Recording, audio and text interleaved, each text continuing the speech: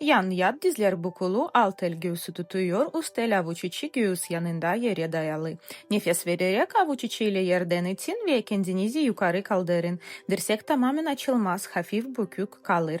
Aynı anda göğüs yere doğru döner. Dirseği bükerek yavaşça omuz aşağı iner.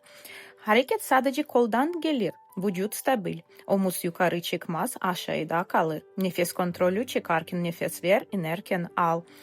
15 tekrar 3 set her kol için triceps kasını güçlendirir ve şekillendirir, kolların arka kısmını sıkılaştırır.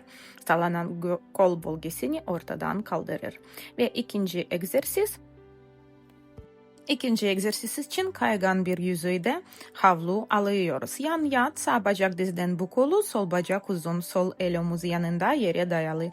Koprcuk kemiği geniş, bu önemli. Sağ el yeri kendine doğru it. Bunun sonucu olarak sol kol uzar ve yan uzun uzar. Sonra kontrollü şekilde yana git. Sonuna kadar değil, gevşemeden ve tekrar kendine çek. Sağ kola %80 yük ver. Geniş sırt kası ve tricepsi uzat. Nefes giderken al, çekerken ver. 15 tekrar 3 set.